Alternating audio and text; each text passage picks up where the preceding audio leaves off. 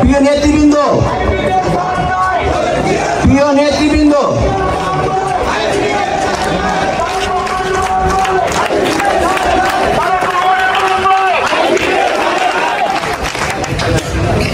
প্রিয় নেতৃবৃন্দ, 10 নম্বরে অতি নিকটে কাফরুল থানা কিন্তু অবস্থিত। আজকের এই মঞ্চে যে কয়জন বসে আছে, যদি এই স্বৈরাচারী সরকারের পতন না হতো, সে কয়জনের লাশ কিন্তু এই পরিবার পেত না। এটা কি আপনারা মানেন? তাহলে যদি মেনে থাকেন, যদি এই ছাত্র জনতা আন্দোলনে, গণ অভ্যুত্থানে, এই 10 নম্বরে আন্দোলনে যদি আপনাদের মধ্যে বিন্দুমাত্র দয়া থাকে, আপনারা যদি এই আন্দোলনে অংশগ্রহণ করে থাকেন, যে পরিবেশ দেখে থাকেন, তাহলে অনুপ্রবেশকারীদের আপনারা আনতে পারবেন না। এই হাইব্রিডদের আপনি এই জায়গা দিবেন না যদি ওই পরিবেশ আপনারা দেখে থাকেন। কি পরিমাণ গোলাগুলি হয়েছে, কি পরিমাণ বুলেট ছুড়েছে ওই আওয়ামী লীগ প্রশাসন এবং আওয়ামী লীগের দোসররা, এটা আপনারা দেখেছেন না? আমি নিজে দায়িত্ব ছিলাম, আমার সাথে 7 জন মারা গিয়েছে। আপনাদের এই কাফরুল থানার অনেকে মারা গিয়েছে, অনেকে পঙ্গু হয়েছে। আমি বিএনপি ভারপ্রাপ্ত চেয়ারম্যানের সাথে ডাইরেক্ট ফোন দিয়ে কথা বলিয়ে দিয়েছি। এই মোবারক যে পায়ে গুলি লেগেছে, সে কি আর সুস্থ হবে? সুস্থ হবে না। এই যে যারা অনেকের 2টা কিডনি বাদ হয়ে গিয়েছে, দেশের পরিবেশ কিন্তু অনুকূলে নয়। গতকাল সারা রাত ওই ঢাকা ইউনিভার্সিটি হয়েছে, আপনি দেখেছেন? সারা রাত ভরে হয়েছে। আমরা কিন্তু এই পরিবেশ চাই নাই। আমরা ওই পরিবেশ চেয়েছি?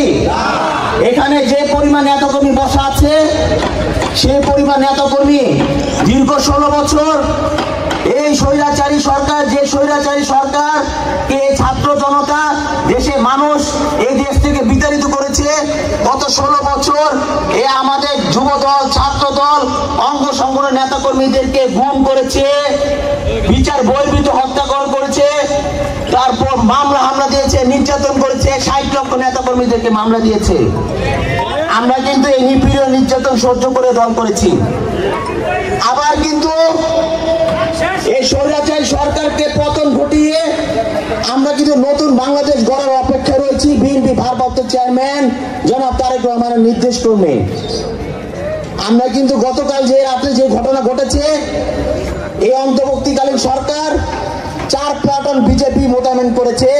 যদি পরিবেশ অনুকূলে থাকতো, তাহলে বিজেপি মোতায়েন করতো না। এ ধরনের পরিবেশ কিন্তু আমরা চাই নাই। গত 16 বছর, আজকে যে জুলাই আগস্ট গণ অভ্যুত্থানের যে এই নতুন কিছু সংগঠন যে বলতেছে, তাদের নেতৃত্বে এই জুলাই আগস্ট গণ অভ্যুত্থান হয়েছে। আসলে কি তাই? গত 16 বছর আমাদের নেতা কর্মীরা গুম হয়েছে, খুন হয়েছে, অনেকে লাশ পরিবার পায় নাই, এখনো অনেকে গুম, আবার তার পরিবারের কাছে ফিরে আসবে, অনেকে অপেক্ষা রয়েছে।